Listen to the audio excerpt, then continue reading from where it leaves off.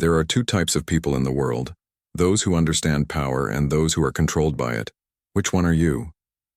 In today's video, we're diving deep into one of the most dangerous and powerful books ever written, The 48 Laws of Power by Robert Greene. This isn't just a book. It's a blueprint used by world leaders, billionaires, and master manipulators to win, dominate, and survive in a world driven by power, games. And listen carefully. If you stay till the end, I'll give you a short, sharp summary of the entire book, plus a surprise gift that could literally shift the direction of your life. So ask yourself, are you ready to learn the laws they never taught you in school? Because if you're not, someone else will use them against you. Our panel is about to break down the core laws from this book, with real-life examples, deep insights, and actionable lessons that will make you unstoppable. And by the way, this isn't just about books. This entire channel is built to unlock every part of your life: success, mindset, money, influence, and more. Miss this, and you'll be left behind. So grab your headphones, sit back, and let's begin the conversation that they never wanted you to hear. We tend to think power is, well, forceful. Like a king sitting on a throne making demands. Right, that classic image. But what if I told you, sometimes the best way to actually gain power is to make the person above you feel even more powerful? Seems weird, I know. Okay, let's try and unpack that particular head-scratcher. Because that kind of thinking, that's exactly what we're diving into today. And what's really fascinating right from the start is this idea that power isn't always, a direct contest. Like Robert Greene lays out in the 48 Laws of Power, how you appear powerful, how others see you, that's often way more critical than just having the authority on paper. Exactly. And this isn't just some theory pulled out of thin air. Greene uses centuries of actual examples. You've got Louis XIV's court, Cesare Borgia's, ruthless moves, even P.T. Barnum's showmanship. Real history. Yeah. So think of this as your fast track to understanding those hidden power dynamics without getting totally bogged down in, endless history lessons. We're just pulling out the key stuff, the aha moments for you. And our goal here in this deep dive, it isn't really to say these laws are good or bad. It's more about dissecting the human behavior and the strategic thinking behind them. Right. The source material gives us this really compelling look, sometimes, frankly, a bit unsettling at how people have navigated power historically. Okay, so where should we start in this fascinating, maybe slightly dangerous landscape? Let's kick off with one that might ring a bell. Law number 1, never outshine the master. This is where it gets really nuanced. Well, the core idea here is managing the egos, the insecurities of people in charge. The text basically says, look, your own talents, your brilliance, if you're not careful how you show them, you could actually make your boss feel, well, inadequate. And that can backfire on you, potentially quite badly. And it's not just a warning, is it? Take Nicolas Fouquet, Louis XIV's finance guy. He throws this ridiculously over-the-top party thinking he's, showing loyalty, impressing the king. Yeah. But what actually happens, it's like the perfect example of this law crashing down. What's so telling there is the message Fouquet thought he was sending versus the one Louis received. Fouquet probably meant it as a compliment, a tribute. Sure. But Louis, he saw it as a challenge. Like Fouquet was showing him, it hit a nerve, that insecurity. And there wasn't thanks, it was suspicion, and ultimately prison for Fouquet. Yeah. It just shows how quickly perceptions of power can shift. It really does. It hammers home that in the power game, appearances can be, well, everything. And it wasn't just in royal courts. You see it again with Astor Manfredi and Cesare Borgia. Right. Manfredi had this natural charm. Maybe seemed effortlessly superior. Probably wasn't even trying to outshine Borgia. Maybe not. Yeah. But that's how Borgia, who was known for his vanity, took it. And the consequence for Manfredi. Fatal. Oof. These moments from history, they really drive the point home. The text even quotes Balthazar Gracian, basically saying, yeah, you might be as smart or smarter than your boss, but it's smart politics to never, ever let that be obvious when they're around. It's like this subtle dance of strategic deference, even if you know you're actually the sharper one. But like a lot of these laws, there's a twist, right? What Greene calls a reversal. What if the boss, the master, is actually on their way out, a falling star, as he puts it? Yeah, yes. That's where the whole dynamic flips. If your superior's power is fading, the risk of showing them up, well, it shrinks. Right. In fact, the text suggests it can be your moment. Instead of showing mercy, because let's face it, they probably wouldn't have shown you mercy, you can kind of subtly help speed up their decline by showcasing your own abilities. So for you listening, how can this law, which sounds simple but isn't, how can it actually, show up in your life? Like at work or anywhere there's a hierarchy. What's the practical takeaway? I think the key thing is awareness. Just being aware of the power dynamics, understanding how what you do, your achievements, how they look to the people above you. Sometimes framing your wins as like helping their goals, making them look good, that can actually be the smartest way to get ahead yourself in the long run. It's subtle, but powerful. Okay, interesting. Let's shift to law number 7. Get others to do the work for you, but always take the credit. Okay, now this one sounds like a recipe for office drama. It certainly wanders into some morally gray areas, doesn't it? The text argues that using other people's smarts and effort to get what you want isn't just efficient, it also makes you look incredibly effective and fast. Like a magician. Kind of. Kind of. The less people see your helpers, the more the spotlight just stays on you. It's almost like being a movie director, maybe. You're coordinating everything, lots of people contribute their skills, but ultimately, it's the director's name, their vision, that gets the main credit. That's a great analogy, yeah. Greene even mentions modern politicians and their speechwriters. Oh, absolutely. Think about any public figure. There's usually a whole team behind them, right? Researchers, strategists, writers, doing a ton of work. But it's the person at the podium who delivers it and gets the applause. This law really just points out the strategic benefit of organizing that collective effort. So for you, the listener, how do you get better at spotting when this might be happening around you? And maybe more carefully, how might you even use this idea? Or just as important, how do you stop being the person doing all the work without getting any credit? Vigilance, I think, is the word. Yeah. Paying attention. Who's really doing the work on a project versus who's getting the pats on the back. If you find you're constantly giving key ideas or doing heavy lifting without getting acknowledged, you need to strategically find ways to make your input more visible without, directly accusing anyone. Tricky. Yeah. And if you think about using this yourself, maybe focus on really effective delegation, leading the charge, but making sure that people who help are recognized, at least within the team. Because long-term, burning bridges with people you rely on, that's risky. Absolutely. That's a fine line to walk. Okay, let's look at law number 13. When asking for help, appeal to people's self-interest, never to their mercy or gratitude. This feels like, well, pretty basic advice for getting things done, doesn't it? It is pretty fundamental, yeah. Yeah. It's based on a, let's say, realistic view of what motivates people. The text really stresses that hoping someone will help you out of pity or because you did them a favor once, that's usually a weak play. Right. People are mostly driven by what's in it for them. Greene uses that great story about Joseph Duveen, the art dealer, and Andrew Mellon, the super rich collector. Yeah. Duveen didn't just go to Mellon saying, "Poor me," or "Remember that time I helped you." Not at all. Duveen was like a master psychologist of his clients. He did his homework. He figured out exactly what kind of art Mellon loved, what his collecting ambitions were. And then he framed his pitches, his offers, so they perfectly matched Mellon's desire to build this amazing world-class collection. He appealed directly to Mellon's passion, his self-interest. And it worked. Built a huge relationship. So the lesson here, when you need something, could be a favor from a friend, a resource at work, is you really got to step into their shoes first. Think, what's their motivation? What do they get out of helping me? Exactly that. Frame your request so the benefit to them is crystal clear. Will helping you save them time, make them look good, fit with their own goals, maybe offer some other kind of reward, tangible or not. Highlighting their gain makes your ask way more persuasive. Makes sense. Okay, moving to a much darker idea. Law number 15, crush your enemy. Totally.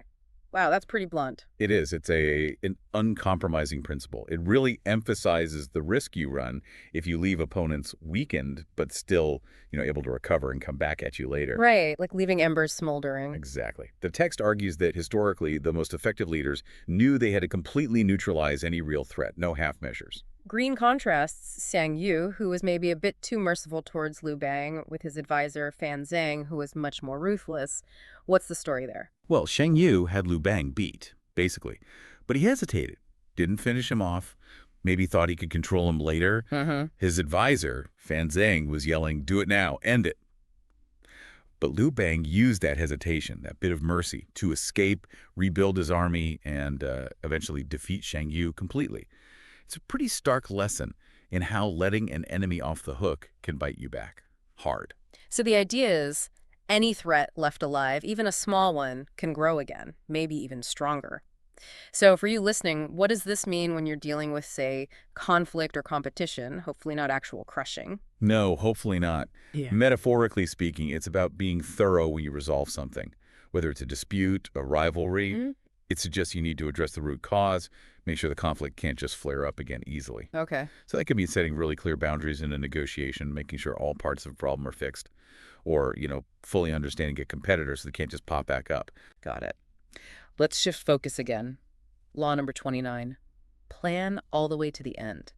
This really pushes the idea of thinking long-term, doesn't it? Absolutely. This one's critical. It's not just about hitting your immediate target. It's about really thinking through the long-term fallout, the obstacles down the road, the unintended consequences. All the ripples. Yeah. Planning to the very end lets you anticipate stuff, figure out the best place to stop, to make sure your success actually lasts. The story of Vasco Núñez de Balboa hunting for El Dorado comes up here. He was so focused on the gold, he kind of missed the dangers brewing right next to him. Balboa's drive was incredible, right? Yeah. Pushing through jungles. But his obsession with finding El Dorado blinded him, it seems, to the political games being played. The jealousy from guys like Pedrarius, the governor.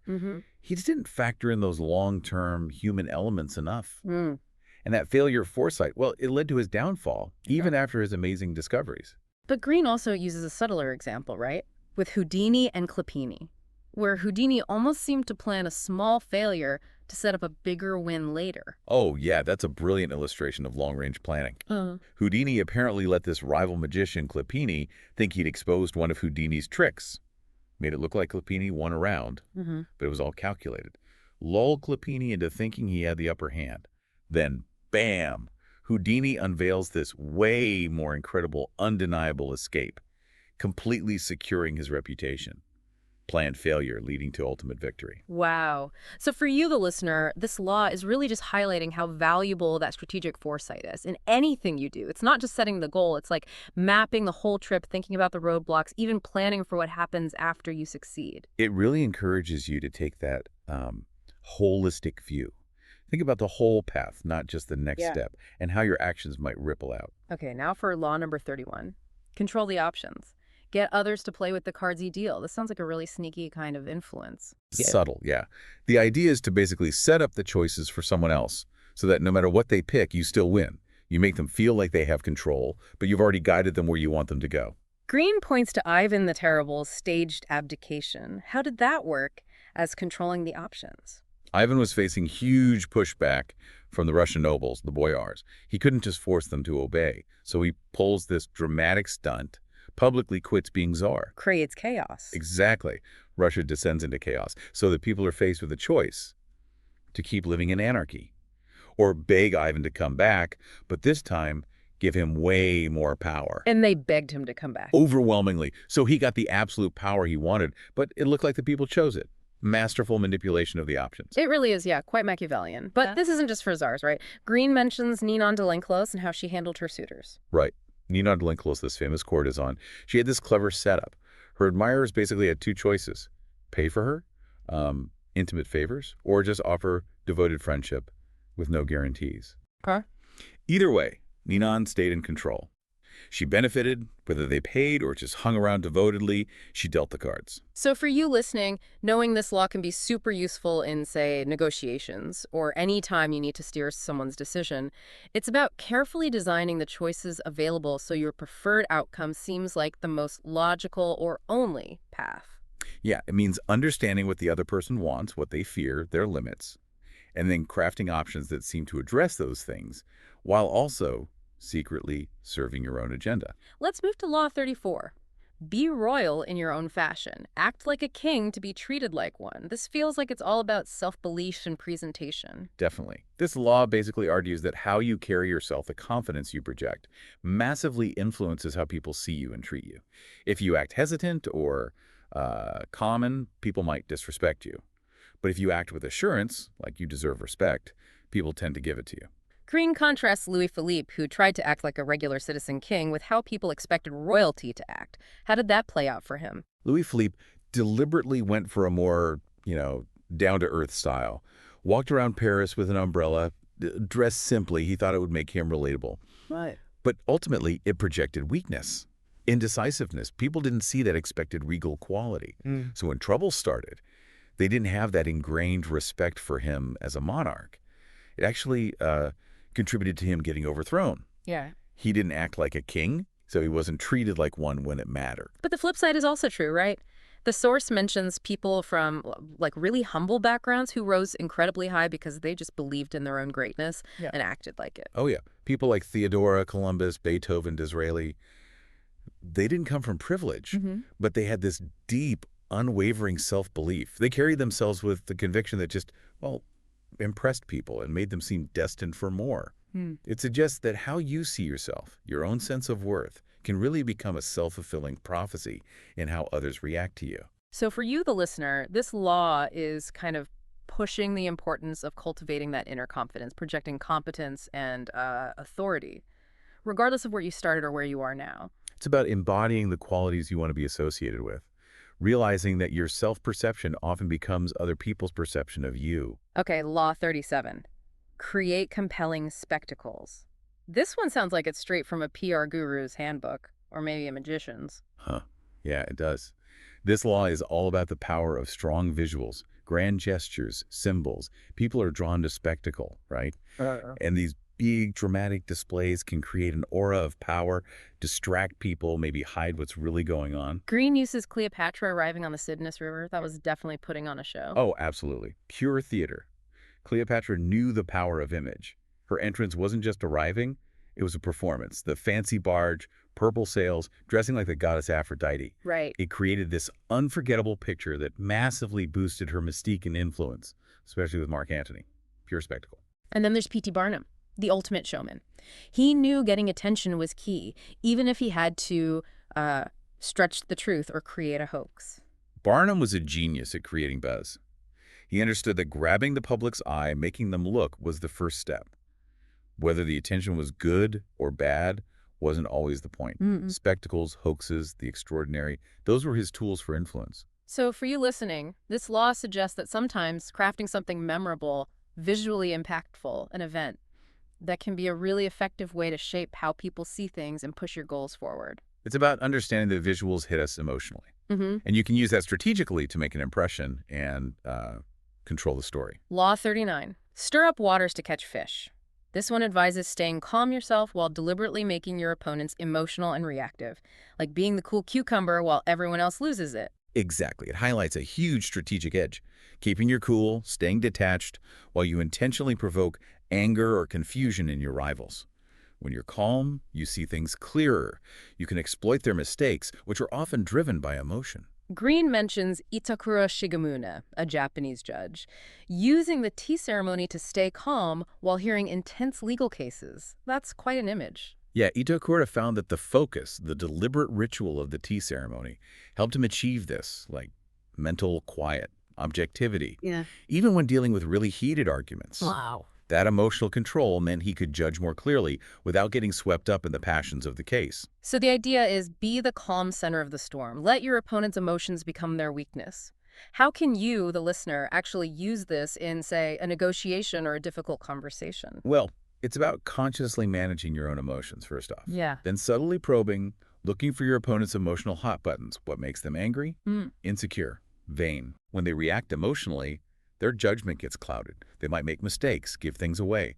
So it's about knowing how to gently stir those waters without losing your own cool. Okay, let's look at Law 42. Strike the shepherd and the sheep will scatter. This is about targeting key people to break up a group's power. Right. This law suggests that often a group's strength, its direction, whether it's a rival company, a political group, even just a clique, it often comes down to one or maybe a few key leaders. The shepherd. Exactly. Right. And if you can neutralize that shepherd, take them out of the picture somehow, the whole group can fall apart, lose its focus, its cohesion. Greene brings up Cesar Borgia again and his move against his own lieutenant, Romero de Orco. That was pretty ruthless. What was the point there? De Orco had helped Borgia take control of a region but he'd been incredibly brutal, and the people hated him. Borgia realized that Orko was becoming a problem, a lightning rod for resentment. A liability. Big time. So Borgia had him very publicly, very brutally executed. It was shocking, but it instantly stopped the complaints and showed everyone very clearly who was really in charge. By striking the shepherd, he scattered any thoughts of rebellion. So for you listening, this suggests that if you're facing, say, widespread opposition or a big systemic issue, sometimes focusing on the root cause, often a key person or influencer, can be way more effective than trying to deal with everyone individually. It's about finding that critical point in the network, that leader, and dealing with them strategically to disrupt the whole system. Fascinating. Okay, Law 44. Disarm and infuriate with the mirror effect. This sounds like a psychological trick. It really is. A potent one. The mirror effect is basically doing exactly what your opponent does, copying their actions, their tactics. Mirroring them. Yeah. And it can be incredibly confusing and annoying for them. They can't figure out your strategy, and they're forced to see their own behavior reflected back, which can be unsettling. Greene mentions that we often feel a bit weird seeing a perfect reflection of ourselves. Yeah, mirrors can be uncomfortable, right? They show us how we look from the outside, maybe not how we think we look. So when you mirror an opponent, you're kind of forcing them to look at their own tactics in this unexpected, maybe disturbing way. It throws them off their game. And there's that story about the team master, Senno Rikyu, who playfully mirrored his host when the host tried to prank him during a ceremony. Right, that's a more subtle example. The host tried a little trick, and Rikyu just went along with it, mirrored the host's actions perfectly. It kind of diffused the prank, turned it into this shared moment.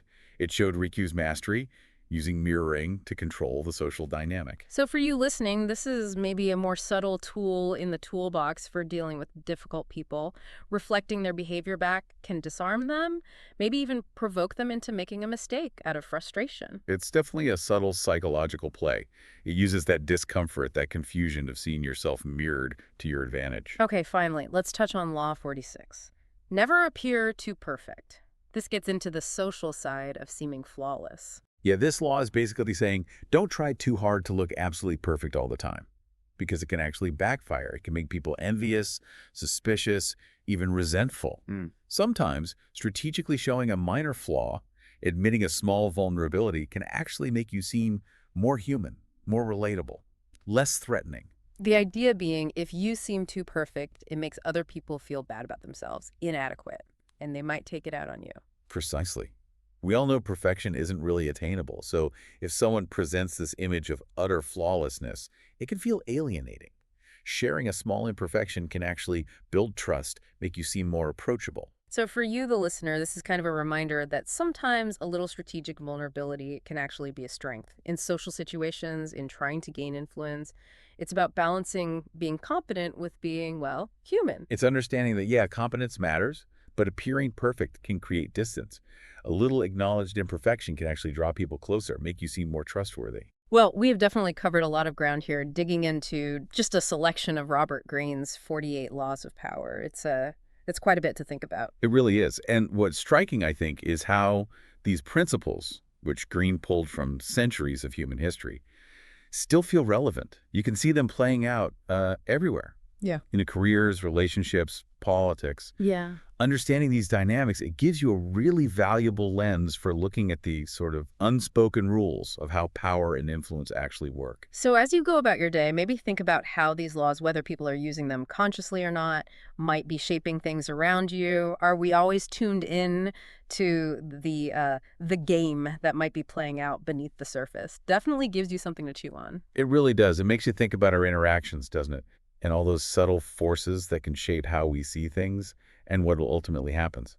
You just heard the truths most people spend their whole lives ignoring, the rules of the game that are being played with or without your permission. But the question is, are you going to watch or are you going to win? If this conversation opened your eyes, imagine what's coming next, because this is just the beginning. On this channel, we don't just read books, we decode the secrets that the world's most powerful people use to stay ahead. So here's your moment. Subscribe now. Follow me on all platforms, link in description, or get left behind in a world that's moving faster than ever. Because in the next videos, we're unlocking more forbidden knowledge. And if you're not with us, you'll be watching others rise while you wonder what you missed. Like the video. Share it with someone who needs to hear this. Save it for your future self. And remember, power belongs to those who prepare for it.